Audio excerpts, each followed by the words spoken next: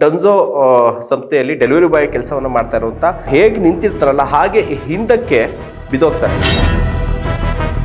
Minor heart attack ಆಗುತ್ತೆ ಆತನಿಗೆ. Delivery boys ಬಗ್ಗೆ ಒಂದು ಮಾತನ್ನ ಸಂತೋಷ್ ಲಾಡ್ ಅವರು ಕಾರ್ಮಿಕ ಸಚಿವರು ಹೇಳ್ತಾರೆ. ಕಾರ್ಬನ್ ಡೈಆಕ್ಸೈಡ್ ಒಳಗೆ ತಗೊಳ್ತಾ ಇದ್ದಾನೆ, ಯಾಕಂದ್ರೆ 10-15 ವರ್ಷ ಒಂದು ಲೈಫ್ ಕಮ್ಮಿ ಆಗುತ್ತೆ.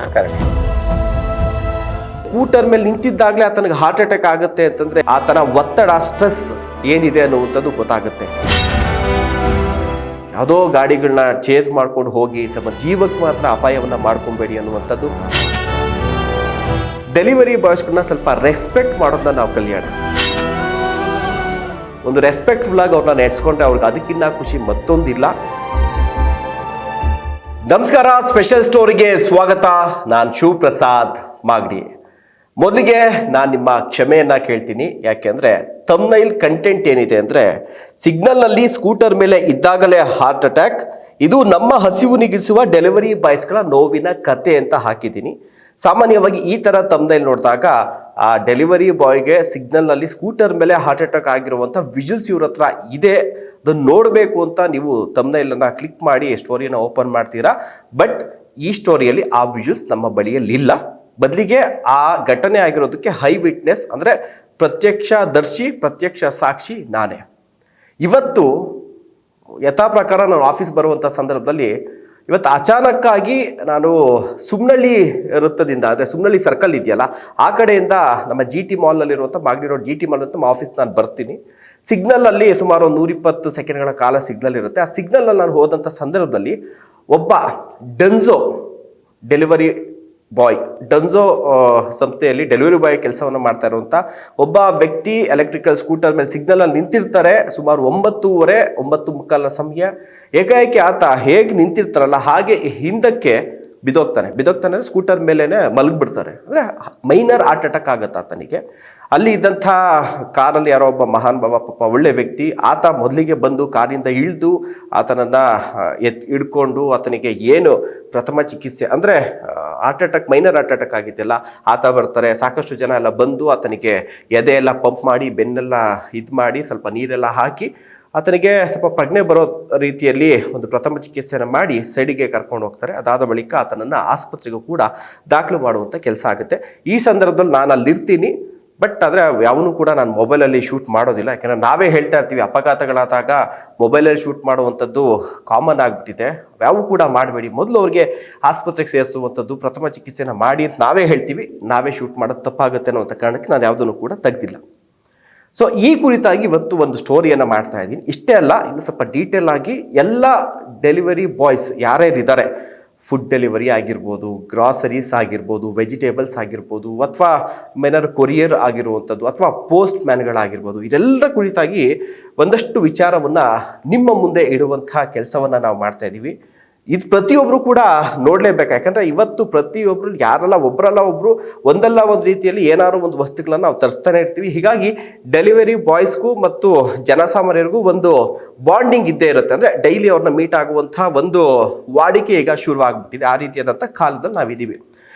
ಮೊದಲಿಗೆ ಇತ್ತೀಚೆಗೆ ನಾವು ಬೆಳಗಾವಿಯಲ್ಲಿ ಕಾರ್ಮಿಕ ಸಚಿವ ಸಂತೋಷ್ ಲಾಡ್ ಅವರನ್ನ ಒಂದು ಇಂಟರ್ವ್ಯೂನ ಮಾಡ್ತೀವಿ. ಆ ಇಂಟರ್ವ್ಯೂನ ಸಂದರ್ಭದಲ್ಲಿ ಡೆಲಿವರಿ ಬಾಯ್ಸ್ ಬಗ್ಗೆ ಒಂದು ಮಾತನ್ನ ಸಂತೋಷ್ ಲಾಡ್ ಅವರು ಕಾರ್ಮಿಕ ಸಚಿವರು ಹೇಳ್ತಾರೆ. ಆ ಮಾತನ್ನ ಒಂದ್ಸಲಿ ಕೇಳ್ಕೊಂಬನ್ನಿ. ಯಾವ ಒಬ್ಬ ಟ್ರಾನ್ಸ್ಪೋರ್ಟ್ ಮಾಡ್ತಕ್ಕಂಥ, ಎಸ್ಪೆಷಲಿ ಬೈಕ್ ನಲ್ಲಿ ಹೋಗ್ತಕ್ಕಂಥವನು, ಅವನು 12ರಿಂದ 14 ತಾಸು ಕೆಲಸ ಮಾಡ್ತಿದ್ರೆ ಅವನು ಕಾರ್ಬನ್ ಡೈಆಕ್ಸೈಡ್ ಎಷ್ಟು ಕುಡಿತಾನೆ ಅಂತಂದ್ರೆ, ನೀವು ಯಾವುದೇ ಕಾರಣಕ್ಕೆ ಅವನು 10ರಿಂದ 15 ವರ್ಷ ಲೈಫ್ ಒಂದು ಕಾಂಪ್ರಮೈಸ್ ಆಗುತ್ತೆ. ಹೌದು.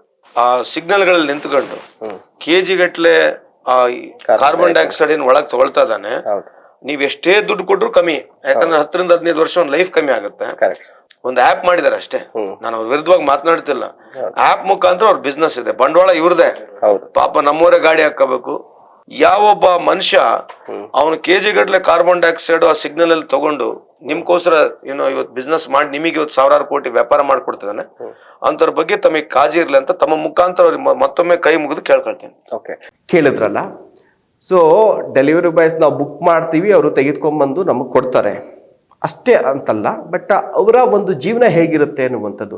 ಹೆಚ್ಚಿನ ಡೆಲಿವರಿ ಬಾಯ್ಸ್ಗಳು ಕೆಲಸ ಮಾಡುವಂಥದ್ದು ಫುಡ್ ಆ್ಯಪ್ಗಳಲ್ಲಿ, ಈ ಸ್ವಿಗ್ಗಿ, ಝೊಮ್ಯಾಟೊ ಈ ರೀತಿಯಾದಂಥ ಫುಡ್ ಆ್ಯಪ್ಗಳಲ್ಲಿ ಜಾಸ್ತಿ ಜನ ಕೆಲಸ ಮಾಡ್ತಾರೆ. ಅದನ್ನು ಹೊರತುಪಡಿಸಿದ್ರೆ ಡೊನ್ಝೋ, ಝೆಪ್ಟೋ ಈ ರೀತಿಯಾಗಿ ಸಾಕಷ್ಟು ಒಂದು ಆ್ಯಪ್ಗಳಲ್ಲಿ ಇವಾಗ ಲಕ್ಷಾಂತರ ಜನ ಯುವಕರು, ಯುವತಿಯರು, ಹ್ಯಾಂಡಿಕ್ಯಾಪ್ಡ್ ವಿಶೇಷ ಚೇತನರು ಕೂಡ ಇವತ್ತು ಹೊಟ್ಟೆಪಾಡಿಗಾಗಿ ಆ ಕೆಲಸವನ್ನು ಮಾಡ್ತಿದ್ದಾರೆ. ಆದರೆ ಅವರ ಲೈಫ್ ಸ್ಪ್ಯಾನ್ ಏನಿದೆಯಲ್ಲ, ಅಂದರೆ ಜೀವಿತಾವಧಿ ಏನಿದೆಯಲ್ಲ, ಸುಮಾರು ಒಂದು 60 ವರ್ಷ ಬದುಕೋದೇ ಈಗ ಹೆಚ್ಚು. ಇನ್ ಕೇಸ್ ಒಬ್ಬ ವ್ಯಕ್ತಿ 60 ವರ್ಷ ಬದುಕ್ತಾನೆ ಅಂತಂದರೆ, ಆತ ಡೆಲಿವರಿ ಬಾಯ್ ಕೆಲಸವನ್ನು ಮಾಡ್ತಾನೆ ಅಂತಂದರೆ ಆತ 45 ಇಲ್ಲ ಅಂದರೆ 50 ವರ್ಷಕ್ಕೆ ಆತ ಸಾವನ್ನಪ್ತಾನೆ. 10 ರಿಂದ 15 ವರ್ಷಗಳ ಜೀವಿತಾವಧಿ ಆತನಿಗೆ ಕಡಿಮೆ ಆಗುತ್ತೆ. ಇದು ನೀವು ನಂಬ್ತೀರಾ? ನಂಬಲೇಬೇಕು. ಯಾಕಂದರೆ ಆತ 12 ರಿಂದ 13 ಅವರು, ಇನ್ನು ಕೆಲವರು ಪರಿಸ್ಥಿತಿಯ ಕಾರಣಕ್ಕೋ, ಹಣದ ಸಮಸ್ಯೆಯ ಕಾರಣಕ್ಕೋ, ಅಥವಾ ಕುಟುಂಬದ ನಿರ್ವಹಣೆಗೋ, ಅಥವಾ ಏನೋ ಒಂದು ಗೋಲನ್ನು ಇಟ್ಕೊಂಡಿರ್ತಾರೆ, ಅದನ್ನು ರೀಚ್ ಮಾಡೋದಕ್ಕೋ 15-18 ಅವರ್ ಕೆಲಸವನ್ನು ಕೂಡ ನಾವು ಮಾಡೋದನ್ನು ನಾವು ನೋಡಿರ್ತೀವಿ. ಸೊ ಹೀಗೆ ಸದಾ ಟ್ರಾಫಿಕ್ನಲ್ಲಿ, ಸದಾ ಪೊಲ್ಯೂಷನ್ನಲ್ಲಿ, ಸದಾ ಧೂಳಲ್ಲಿ, ಸದಾ ಒತ್ತಡದಲ್ಲಿ ಕೆಲಸ ಮಾಡುವಂಥ ಈ ಡೆಲಿವರಿ ಬಾಯ್ಗಳ ಆಯುಷ್ಯ ಕಡಿಮೆ ಆಗ್ತಾ ಇದೆ. ಯಾಕಂದರೆ ನಾನಾ ಕಾಯಿಲೆಗಳಿಗೆ ಅವ್ರು ತುತ್ತಾಗ್ತಾ ಇದ್ದಾರೆ. ಅದಕ್ಕೆ ಬೆಸ್ಟ್ ಎಕ್ಸಾಂಪಲ್ ಇವತ್ತು ನನ್ನ ಕಣ್ಣ ಮುಂದೆ ನಡೆದಂತಹ ಘಟನೆ. ಸೊ ಆತ 9:30-9:45 ಸಮಯದಲ್ಲಿ ಸ್ಕೂಟರ್ ಮೇಲೆ ನಿಂತಿದ್ದಾಗಲೇ ಆತನಿಗೆ ಹಾರ್ಟ್ ಅಟ್ಯಾಕ್ ಆಗುತ್ತೆ ಅಂತಂದರೆ ಯಾವ ಮಟ್ಟಿಗೆ ಆತನ ಆರೋಗ್ಯ ಪರಿಸ್ಥಿತಿ, ಆತನ ಒತ್ತಡ, ಸ್ಟ್ರೆಸ್ ಏನಿದೆ ಅನ್ನುವಂಥದ್ದು ಗೊತ್ತಾಗುತ್ತೆ. ನಾವೆಲ್ಲರೂ ಡೆಲಿವರಿ ಬಾಯ್ ಅಂತಾರೆ ತುಂಬ ಕೇವಲವಾಗಿ ನೋಡ್ತೀವಿ, ಬಟ್ ಅವ್ರದ್ದು ಕೂಡ ಒಂದು ಜೀವನ, ಅವ್ರದ್ದು ಕೂಡ ಒಂದು ಜೀವ, ಅವ್ರದ್ದು ಕೂಡ ಒಂದು ಕುಟುಂಬ ಇರುತ್ತೆ ಅನ್ನುವಂಥದ್ದನ್ನ ನಾವಿಲ್ಯಾರು ಕೂಡ ಮರಿಬಾರ್ದು. ಸೊ ಅವರ ಆರೋಗ್ಯ ದೃಷ್ಟಿಯನ್ನು ಇಟ್ಕೊಂಡು ಈ ಒಂದು ನಾವು ಸ್ಟೋರಿಯನ್ನು ಮಾಡ್ತಾ ಇರುವಂಥದ್ದು. ಯಾಕಂದರೆ ಅವ್ರಿಗೆ 12-13 ಗಂಟೆಗಳ ಕಾಲ ಟ್ರಾಫಿಕಲ್ಲೇ ಅವರು ಕೆಲಸವನ್ನು ಮಾಡ್ತಾರೆ, ಗಾಡಿಯನ್ನು ಓಡಿಸ್ತಾರೆ. ಹೆಚ್ಚಿನ ಪೊಲ್ಯೂಷನ್ನು, ಧೂಳು, ಜೊತೆಗೆ ಸೌಂಡ್ ಪೊಲ್ಯೂಷನ್ನು, ಇದರಿಂದಾಗಿ ಅವ್ರಿಗೆ ಮತ್ತು ಆಕ್ಸಿಡೆಂಟ್ಗಳು ಇವನ್ನೆಲ್ಲವೂ ಕೂಡ ಡೈಲಿ ಅವರು kg ಗಟ್ಟಲೆ ಕಾರ್ಬನ್ ಡೈಆಕ್ಸೈಡ್ನ ಕುಡಿತಾ ಇದ್ದಾರೆ. ಇದರಿಂದಾಗಿ ಅಸ್ತಮ, ಸ್ಟ್ರೆಸ್, ಹೃದಯ ಸಂಬಂಧಿ ಕಾಯಿಲೆಗಳು, ನಿಮೋನಿಯಾ ಕಾಯಿಲೆಗಳು, ಜೊತೆಗೆ ಗಂಟೆಗಟ್ಟಲೆ 12 ಅವರ್ 13 ಅವರಲ್ಲಿ ಕನಿಷ್ಠ ಅಂತಂದ್ರೆ ಅವರೊಂದು 8 ಅವರ್ ಗಾಡಿಯನ್ನು ಡ್ರೈವ್ ಮಾಡ್ತಾರೆ. ಸೊ ಬ್ಯಾಕ್ ಪೈನ್, ಮೈಕೈ ನೋವುಗಳು, ಮೂಳೆ ಸವೆತ, ಈ ರೀತಿಯಾದಂಥ ಹಲವು ಕಾಯಿಲೆಗಳಿಗೆ ತುತ್ತಾಗ್ತಾ ಇದ್ದಾರೆ. ಕೆಲಸವನ್ನು ಮಾಡಿಸ್ಕೊಳ್ಳುವಂಥ ಆ ಒಂದು ಆ್ಯಪ್ ಆಧಾರಿತ ಕಂಪನಿಗಳಿದೆಯಲ್ಲ, ಅವ್ರಿಗೆ ಯಾವುದೇ ರೀತಿಯಾದಂಥ ಸಾಮಾಜಿಕ ಭದ್ರತೆಯನ್ನು ಕೊಟ್ಟಿಲ್ಲ. ಸೊ ಅಂಥವರಿಗೆ ಸಾಮಾಜಿಕ ಭದ್ರತೆಯನ್ನು ಕೊಡೋದಕ್ಕೆ ಅಂತ ಹೇಳಿಬಿಟ್ಟು ಕಾರ್ಮಿಕ ಇಲಾಖೆ ಒಂದಷ್ಟು ಸ್ಕೀಮ್ಗಳನ್ನು ತಂದಿದೆ. ಕೊನೆಯಲ್ಲಿ ನಾನು ಕೂಡ ವಿಚಾರ ಏನು ಅಂತ ಹೇಳ್ತೀನಿ. ಸಾಮಾನ್ಯವಾಗಿ ಏನಾಗುತ್ತೆ, ಅವರಿಗೆ ಮೊದಲನೇದಾಗಿ ಸ್ಟ್ರೆಸ್ ಲೆವೆಲ್ ಜಾಸ್ತಿ ಇರುತ್ತೆ. ಅದರಲ್ಲೂ ಕೂಡ ಫುಡ್ ಡೆಲಿವರಿ ಮಾಡುವಂಥ ಇದೆಯಲ್ಲ, ಈಗ ಕೊರಿಯರು, ಪ್ರಾಡಕ್ಟ್ಗಳು ಡೆಲಿವರಿ ಮಾಡುವಂಥವ್ರಿಗಾದರೆ ಅವ್ರಿಗೆ ಜಾಸ್ತಿ ಟೈಮ್, ಅಂದರೆ ಇವತ್ತಿಷ್ಟು ಡೆಲಿವರಿ ಮಾಡಬೇಕು ಅಂತ ಇರುತ್ತೆ. ತುಂಬ ನಿಮಿಷಗಳಲ್ಲಿ ಡೆಲಿವರಿ ಮಾಡಬೇಕು ಅನ್ನೋದೇನು ಇರೋದಿಲ್ಲ ಅವ್ರಿಗೆ. ಆದರೆ ಈ ಫುಡ್ ಡೆಲಿವರಿ ಆ್ಯಪ್ಗಳು ಕಾಂಪಿಟೇಷನ್ ಮೇಲೆ ನಿಮಗೆ 5 ನಿಮಿಷಕ್ಕೆ ನಾವು ಫುಡ್ಡನ್ನು ಡೆಲಿವರಿ ಮಾಡ್ತೀವಿ, 10 ನಿಮಿಷಕ್ಕೆ ನಿಮಗೆ ಗ್ರಾಸರೀಸ್ನ ನಿಮ್ಮ ಮನೆ ಬಾಗಿಲಿಗೆ ತಂದು ಕೊಡ್ತೀವಿ, 15 ನಿಮಿಷಕ್ಕೆ ನಿಮಗೆ ತರಕಾರಿನೇ ನಿಮ್ಮ ಮನೆ ಬಾಗಿಲಿಗೆ ತಂದು ಕೊಡ್ತೀವಿ, ಅಥವಾ 10 ನಿಮಿಷಕ್ಕೆ ನಿಮಗೆ ಮೆಡಿಸನನ್ನು ತಂದು ಕೊಡ್ತೀವಿ. ಈ ರೀತಿಯಾದಂಥ ಒಂದು ಅವ್ರನ್ನ ಗ್ರಾಹಕರನ್ನು ಅಟ್ರಾಕ್ಷನ್ ಮಾಡ್ಕೊಳಕ್ಕೆ ಅಂತೇಳಿ ನಾನಾ ಒಂದು ಸ್ಕೀಮ್ಗಳನ್ನು ಬಿಡ್ತಿರ್ತಾರೆ. ಸೊ ಇಂತಹ ಡೆಲಿವರಿ ಬಾಯ್ಗಳು ಆ ಒಂದು ಚಾಲೆಂಜನ್ನು ಸ್ವೀಕಾರ ಮಾಡಬೇಕು. 10 ನಿಮಿಷದಲ್ಲಿ ಫುಡ್ಡನ್ನು ತೆಗೆದುಕೊಂಡು ಕೊಡಬೇಕು.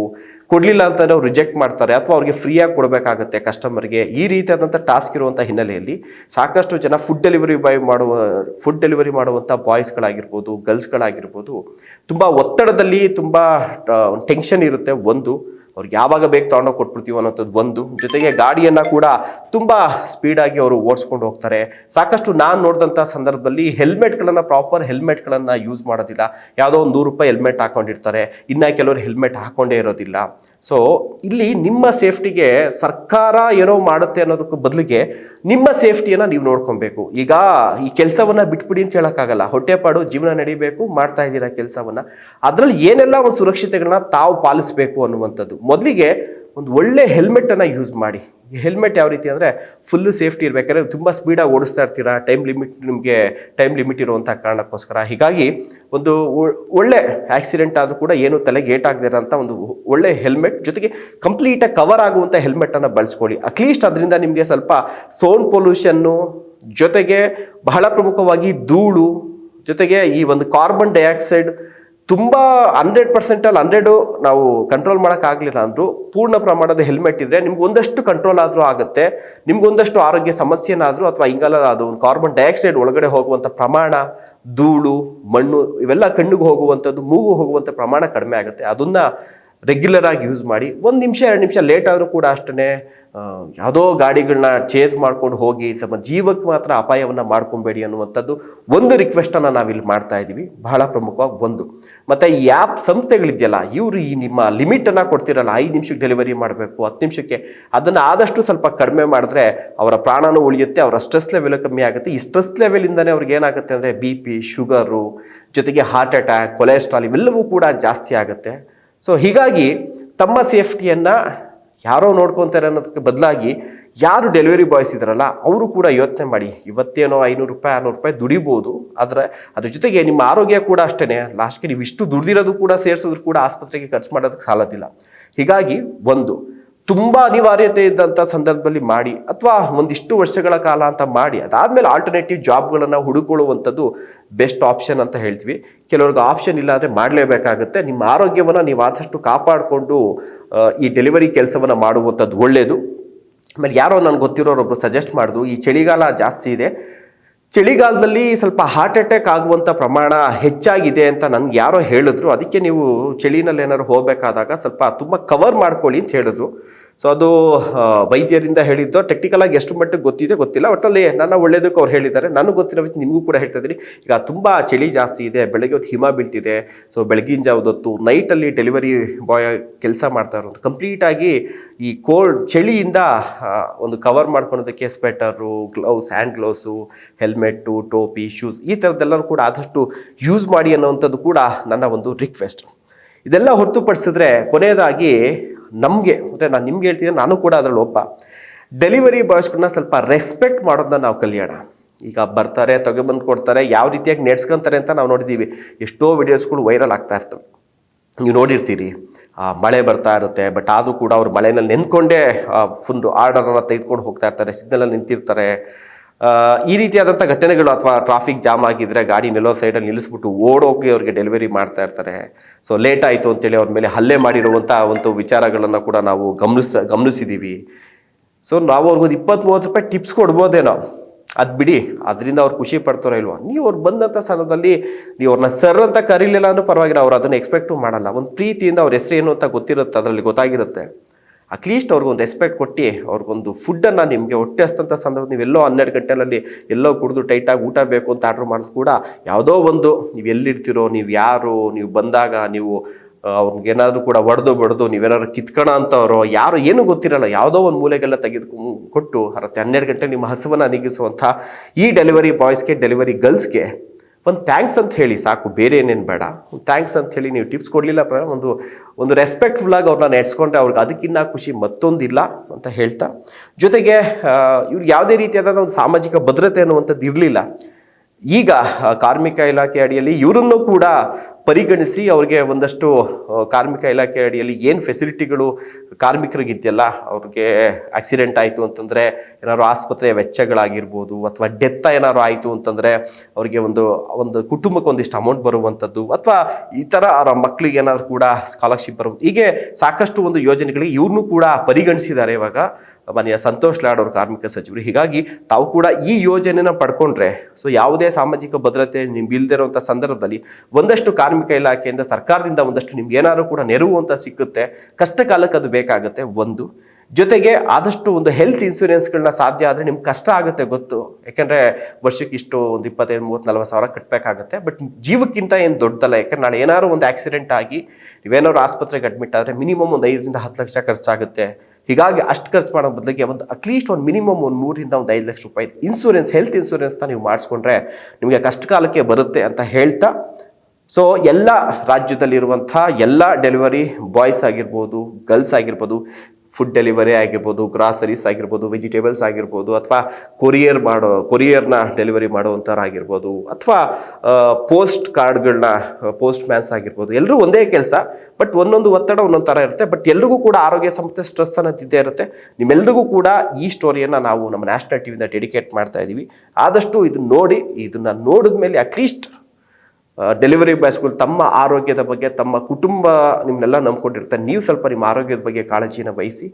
ಯಾರು ಪ್ರತಿಯೊಬ್ಬರು ಏನಲ್ಲ ಒಂದಲ್ಲ ಒಂದು ಕಾರಣಕ್ಕೆ ಒಬ್ಬ ಡೆಲಿವರಿ ಬಾಯ್ನ ಡೈಲಿ ನೀವು ಮೀಟ್ ಮಾಡ್ತೀರ, ಅವ್ರಿಗೆ ಒಂದು ರೆಸ್ಪೆಕ್ಟ್ಫುಲ್ ಆಗಿ ನಡೆಸ್ಕೊಳ್ಳಿ. ನೀವೇನು ಸಹಾಯ ಮಾಡಲಿಲ್ಲ ಪರವಾಗಿಲ್ಲ, ಅವರು ಕೂಡ ಮನುಷ್ಯರೇ, ಅವರು ಒಂದು ಕೆಲಸವನ್ನು ಮಾಡ್ತಾ ಇದ್ದಾರೆ. ನಮ್ಮ ಕಷ್ಟಕ್ಕೆ ಆಗುವಂಥ ಕೆಲಸವನ್ನು ನಾವು ದುಡ್ಡು ಕೊಡುವಂಥ ಸೆಕೆಂಡ್ರಿ, ನಮ್ಮ ಇನ್ ಟೈಮ್ಗೆ ನಮ್ಮ ಕಷ್ಟಕ್ಕೆ ಬೇಕಾದಂಥ ವಸ್ತುಗಳನ್ನು ತಲುಪಿಸುವಂಥ ಕೆಲಸವನ್ನು ಮಾಡ್ತಾರೆ. ಅವ್ರಿಗೂ ಕೂಡ ರೆಸ್ಪೆಕ್ಟ್ ಮಾಡಿ ಅಂತ ಹೇಳ್ತಾ ಈ ಕಾರ್ಯಕ್ರಮ ಮುಗಿಸ್ತಾ ಇದ್ವಿ. ನಮಸ್ಕಾರ.